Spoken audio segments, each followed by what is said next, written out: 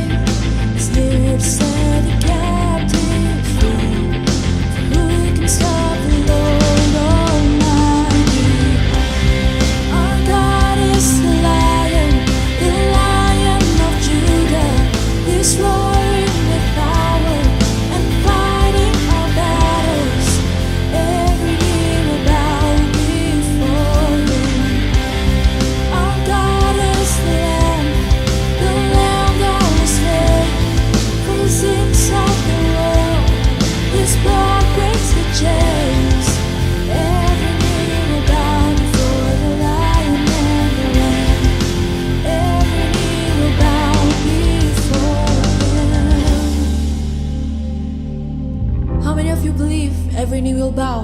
Amen.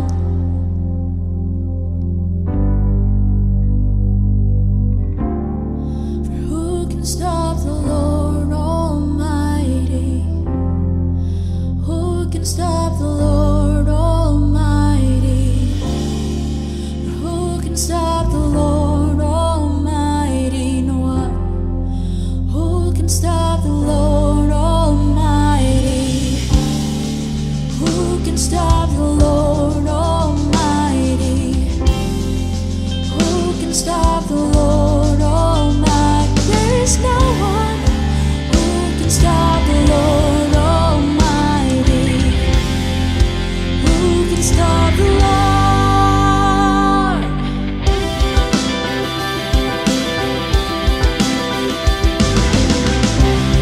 Our God is the Lion of Judah. He's roaring with power and fighting our battles. Every knee will bow before Him. Our God is the Lamb that was slain for the sins of the world. His blood breaks the chains. Every knee will bow before the Lion and the Lamb. Every knee will bow before Him.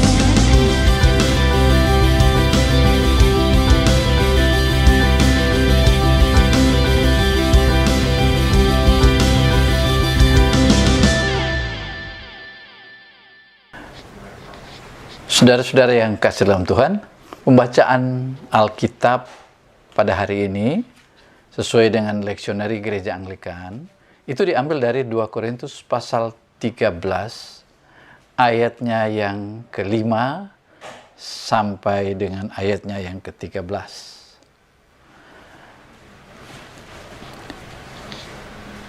Ujilah dirimu sendiri. Apakah kamu tetap tegak di dalam iman? Selidikilah dirimu. Apakah kamu tidak yakin akan dirimu bahwa Kristus Yesus ada di dalam diri kamu? Sebab jika tidak demikian, kamu tidak tahan uji. Tetapi aku harap bahwa kamu tahu bahwa bukan kami yang tidak tahan uji. Kami berdoa kepada Allah agar kamu jangan berbuat jahat, bukan supaya kami ternyata tahan uji, melainkan supaya kamu ini boleh berbuat apa yang baik, sekalipun kami sendiri tampaknya tidak tahan uji. Karena kami tidak dapat berbuat apa-apa melawan kebenaran, yang dapat kami perbuat ialah untuk kebenaran. Sebab kami bersuka cita apabila kami lemah dan kamu kuat. Dan inilah yang menjadi doakan, inilah yang kami doakan, yaitu supaya kamu menjadi sempurna. Itulah sebabnya, sekali ini aku menulis kepada kamu ketika aku berjauhan dengan kamu, supaya bila aku berada di tengah-tengah kamu, aku tidak terpaksa bertindak keras menurut kuasa yang dianugerahkan Tuhan kepada aku untuk membangun dan bukan untuk meruntuhkan. Akhirnya saudara-saudaraku, bersukacitalah, usahakanlah dirimu supaya sempurna. Terimalah segala nasihatku, sehati sepikirlah kamu, dan hiduplah dalam damai sejahtera. Maka Allah sumber kasih dan damai sejahtera akan menyertai kamu. Berilah salam seorang kepada yang lain dengan cium yang kudus. Salam dari semua orang kudus kepadamu. Kasih karunia Tuhan Yesus Kristus dan kasih Allah dan persekutuan Roh Kudus menyertai kamu sekalian. Demikianlah firman Tuhan. Syukur kepada Allah. Saudara-saudara, sebelum kita merenungkan firman Tuhan ini, mari kita memohon pimpinan Roh Kudus. Ya Roh Kudus, ya Tuhan kami, terangilah hati kami agar kami mampu mendengarkan firman-Mu. Amin. Saudara sekalian,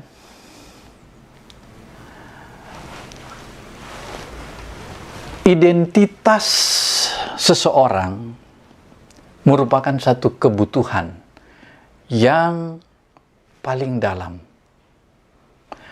Makanya kita mempunyai nama sebagai identitas kita, nama pribadi ditambah dengan nama keluarga. Kita butuh identitas keluarga, suku, identitas bangsa, dan masalah identitas ini adalah masalah yang menyangkut kehidupan utama, sama seperti kebutuhan makan. Orang bisa membunuh atau bisa melakukan tindakan kejahatan demi makanan, demi sesuap nasi. Nah, demikian juga dengan masalah identitas. Orang bisa membunuh jika identitasnya itu diganggu. Misalnya identitas keluarga.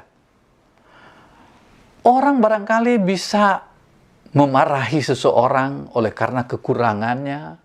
Bisa saja mungkin dia menghina seseorang, tapi ketika orang itu menghina ibunya, atau ayahnya, atau keluarganya, atau sukunya, atau bangsanya, maka ini akan menimbulkan kemarahan yang luar biasa pada seseorang. Tetapi identitas itu tidak hanya berkaitan dengan masalah identitas diri, keluarga, klan atau suku, ras. Tetapi identitas itu juga berkaitan dengan identitas agama, identitas keyakinan seseorang. Dan identitas agama ini begitu kuat pada diri seseorang. Kadang-kadang identitas agama dikaitkan dengan suku bangsa, atau identitas suku seringkali mendominasi identitas agama, ataupun identitas agama bisa mendominasi suku bangsa.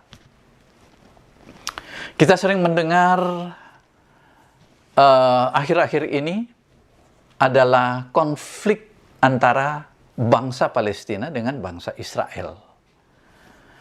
Dan kedua bangsa ini mengaitkan dengan agama tertentu. Ya. Palestina dikaitkan dengan agama Islam, lalu Israel dikaitkan dengan agama Yahudi. Jadi di sini kita lihat bahwa secara internal ada konflik bangsa, suku, sekaligus agama. Jika identitas suku atau bangsa dikaitkan dengan agama, ini akan menjadi persoalan yang sulit dan seakan-akan tidak ada jalan keluar. Bahkan orang-orang pesimis mengatakan bahwa ini tidak ada jalan keluar. Sebab isu suku, agama akan menjadi suatu isu yang diwariskan dari generasi ke generasi, ditambah lagi dengan kepentingan politik yang sering memanfaatkan isu perbedaan identitas ini sebagai alat untuk mencapai kekuasaan. Jadi berkaitan dengan identitas ini, jika seseorang itu diterima dalam atau tidak diterima di dalam satu kelompok identitas, maka orang itu akan berusaha, berjuang agar dia diterima, diakui dalam satu kelompok, dan dia bersedia untuk membayar apa saja.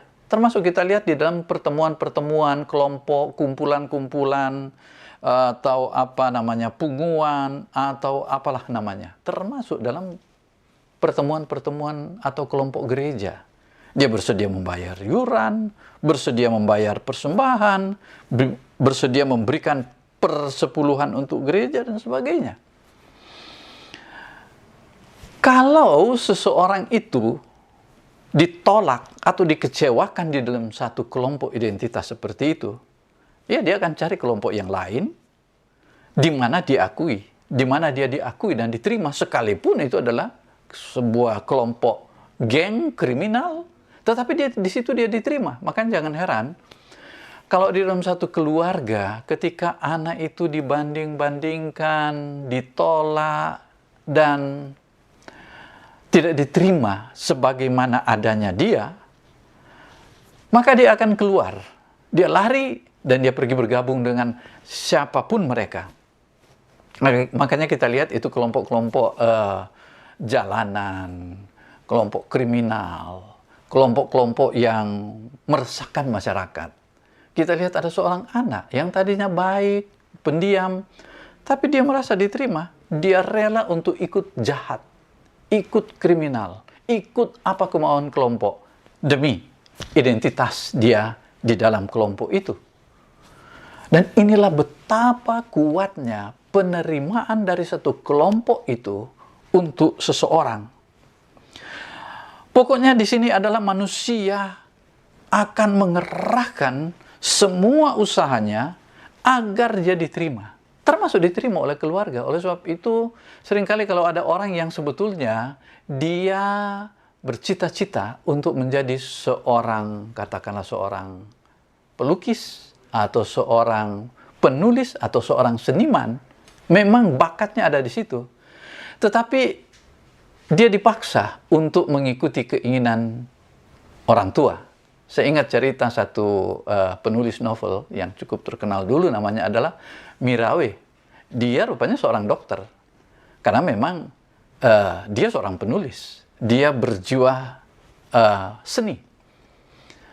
Tetapi demi keluarga, dia akhirnya memenuhi keinginan keluarga dan dia menjadi seorang dokter. Ya bayangkan dia bagaimana dia berkonsultasi dengan pasien sampai berjam-jam hanya untuk mencari suatu cerita yang menarik dari konsultasi dengan seorang pasien. Dan dia menjadi seorang penulis, seorang novelis yang cukup luar biasa. Nah, pengaruh keluarga itu sangat besar. Dan memang itulah sebabnya seorang itu akan membela keluarga, akan berusaha untuk menyenangkan keluarganya agar dia diakui di dalam keluarga itu. Dan ini sudah menjadi sesuatu yang normal. Begitu juga Anda pergi ke luar negeri dan Anda tahu bahwa Anda punya identitas adalah orang Indonesia. Beberapa kali saya pergi keluar dan saya bangga untuk mengakui bahwa saya orang Indonesia. Walaupun ada beberapa orang yang bertanya-tanya, di mana Indonesia itu? Ya, saya mempunyai kecenderungan bahwa saya orang Indonesia, saya memperkenalkan bangsa Indonesia, kelebihan-kelebihannya, dan saya tidak mau dengar hal yang membuat saya tidak suka mendengar itu ketika mereka merendahkan atau menjelekkan. Saya bisa marah. Dan ini adalah satu sifat alamiah dari manusia, bahwa dia butuh identitas di dalam dirinya yang dari keluarga, atau dari suatu kelompok, atau dari satu bangsa. Nah, firman Tuhan pada hari ini mengingatkan kita tentang betapa pentingnya identitas itu. Dan Alkitab berbicara tentang identitas kita di dalam Yesus Kristus. Oleh sebab itu dikatakan tadi di dalam 2 Korintus pasal 13, ini ayat yang kelima, ujilah dirimu sendiri, apakah kamu tetap tegak di dalam iman. Iman atau percaya kepada Yesus Kristus ada satu, bukan cuma pengakuan kita terhadap Dia, tetapi itu juga merupakan satu identitas kita yang sangat jelas di dalam Yesus. Saya sudah menyinggung tadi bahwa ketika orang ditolak di dalam keluarganya, dia mencari identitas, betapapun identitas itu, satu kelompok itu adalah kelompok yang jahat, dia akan ikut jahat. Tetapi firman Tuhan berbicara kepada kita bahwa Kalau kita datang kepada Yesus Kristus, kita beriman kepada Dia, dan kita menyatu bersama-sama dengan saudara-saudara seiman, maka identitas ini akan memberikan kepada kita suatu penerimaan, dan yang ditawarkan kepada orang itu bukan berbuat jahat, tapi berbuat baik. Jadi kekuatan identitas di dalam Yesus ini mendorong kita, mari kita berbuat baik. Jangan kamu berbuat jahat, supaya kami ternyata tahan uji. Saudara sekalian, ini sangat penting bagi kita. Sangat penting. Mengapa demikian? Pertama, karena Yesus sendiri sebagai Tuhan dan Juru Selamat kita, satu-satunya adalah sosok yang telah memberikan kepada kita idealnya, teladannya seorang manusia. Dia mengalami penderitaan, tapi penderitaan itu tidak mengurangi akan hakikat manusia yang menolong dan mengasihi orang lain. Dia memberikan contoh kepada kita bahwa ketika dia dihina, itu tidak akan menghancurkan identitas dia sebagai Allah yang hidup, manusia 100%, tetapi juga Allah 100%. Identitas ini hanya ada di dalam Yesus Kristus. Kita tentunya tidak bisa menggantikan status dia atau menggantikan identitas dia. Dia tetap dengan identitasnya sebagai Yesus Kristus yang adalah Tuhan dan Juru Selamat satu-satunya. Namun demikian, ketika kita mengikuti teladannya, kita hidup di dalam Dia, kita beriman kepada Dia, maka identitas kita ini ditandai dengan sama dengan Dia, sehati, sepikir, sama dengan pikiran Kristus. Dan ketika kita menampilkan identitas Kristus kepada orang lain, maka identitas inilah yang menjadi daya tarik bagi dunia, agar mereka pun percaya bahwa Yesus adalah Tuhan dan Juru Selamat kita. Tuhan dan Juru Selamat mereka. Saudara-saudara, ini juga adalah satu kesaksian kita. Dan kita harus tahan uji, tidak boleh kita itu sampai terpapar dengan sikap-sikap yang bertentangan dengan sifat-sifat Yesus.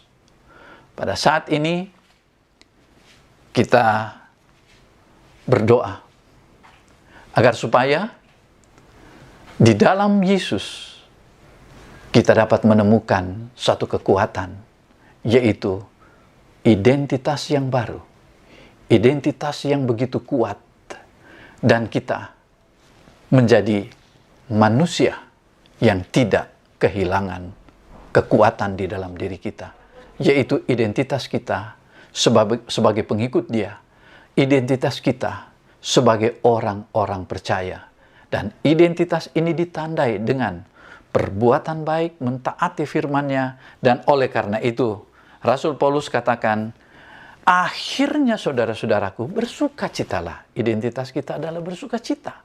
Padahal di dalam 2 Korintus ini adalah kitab yang banyak membicarakan tentang penderitaan, tentang ketakutan, karena memang situasinya adalah situasi yang menakutkan pada saat itu, oleh karena bangsa-bangsa di sekitarnya itu adalah saling berperang satu dengan yang lain. Lalu identitas yang berikut adalah, ciri identitas kita yang berikut ialah, usahakanlah dirimu supaya sempurna. Terimalah nasihatku, sehati sepikirlah kamu, hiduplah damai dalam damai sejahtera, maka Allah, sumber kasih dan damai sejahtera itu akan menyertai kamu. Amin. Kita berdoa. Terima kasih Bapa di surga untuk firman-Mu yang boleh menguatkan kami, memberi kekuatan kepada kami, dan kami boleh melihat diri kami di dalam Engkau sebagai identitas kami yang baru di dalam Tuhan. Dan hanya di dalam nama Dia, nama Yesus Kristus, kami telah berdoa. Amin. Kita akan menaikkan pengakuan iman rasuli kita bersama-sama dengan semua orang percaya dari segala abad dan dari segala zaman.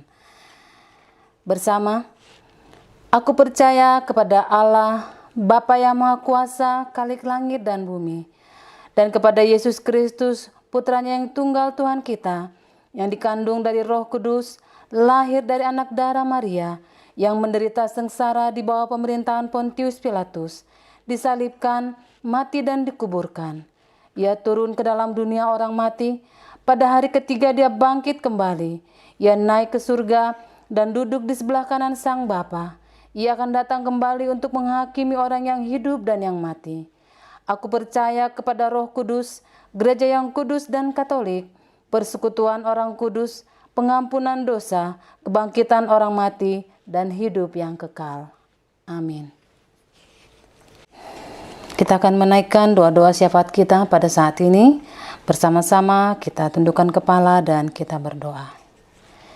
Ya Allah, pencipta dan pemelihara kehidupan manusia, kami berdoa untuk setiap orang dari setiap ras dan dalam setiap keperluan.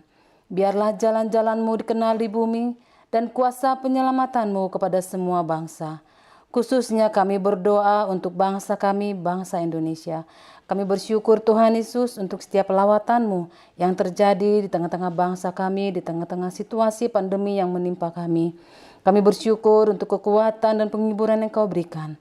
Tuhan Yesus, kiranya Tuhan tolong supaya Tuhan bangsa kami boleh segera keluar dari pandemi COVID-19 yang sedang melanda, yang Kau izinkan terjadi atas bangsa kami. Berikanlah hikmat bagi Bapak Presiden kami Joko Widodo untuk boleh membawa bangsa kami ke arah yang lebih baik lagi dan membawa bangsa kami untuk menjadi bangsa yang diberkati. Tuhan, dalam kemurahan-Mu, dengarkanlah doa kami. Kami berdoa untuk gereja di seluruh dunia.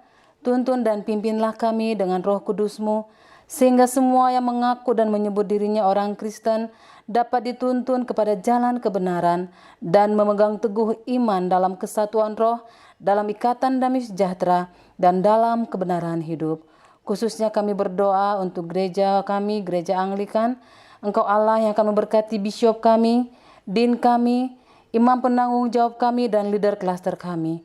Kiranya Tuhan hikmat yang daripada Allah senantiasa memenuhi hati mereka, dan mereka boleh menggembalakan setiap domba-domba yang Engkau percayakan kepada mereka dengan penuh tanggung jawab dan penuh dengan kasih sayang. Tuhan, dalam kemurahan-Mu, dengarkanlah doa kami. Kami menyerahkan kepada kebaikan-Mu sebagai Bapa, mereka yang cemas dan tertekan dalam pikiran maupun secara jasmani. Hiburkanlah dan lepaskanlah mereka dalam keperluan mereka. Berikanlah kesabaran kepada mereka dalam penderitaan mereka, dan munculkanlah kebaikan dari kesulitan mereka. Khususnya kami berdoa untuk seluruh umat Tuhan dimanapun berada, kiranya penghiburan, kekuatan, dan penyertaan Allah senantiasa bersama-sama dengan mereka. Secara khusus untuk sidang jemaat Tuhan yang ada di Jemaat Saint Paul, Tuhan memberkati dan senantiasa yang akan memberkati dalam segala kebutuhan, keperluan di tengah-tengah situasi yang mereka hadapi saat ini. Tuhan yang senantiasa membukakan jalan. Bapa yang Maha Pengasih, terimalah doa-doa ini demi Putra-Mu Juru Selamat kami Yesus Kristus yang telah mengajarkan kami berdoa.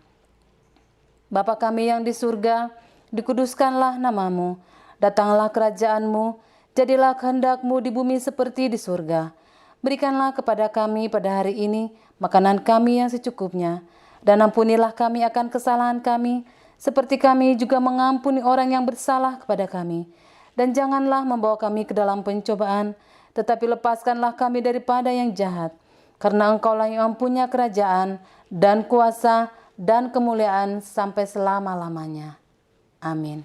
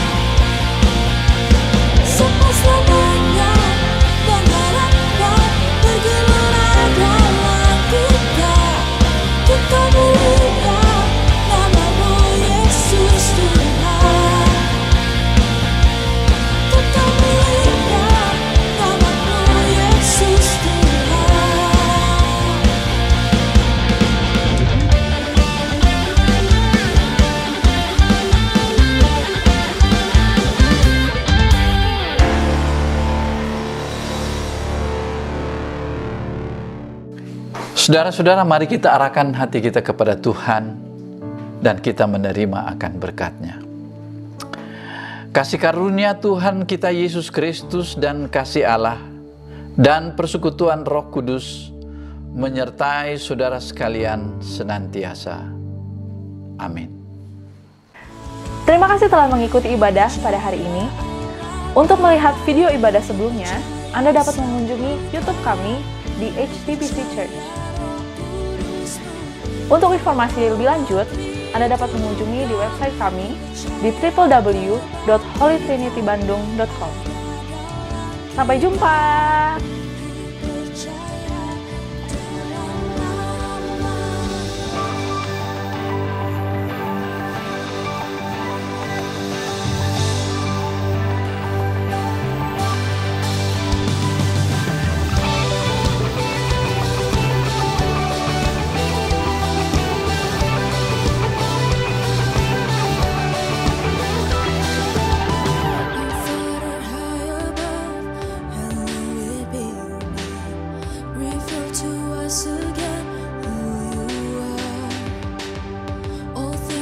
Possible.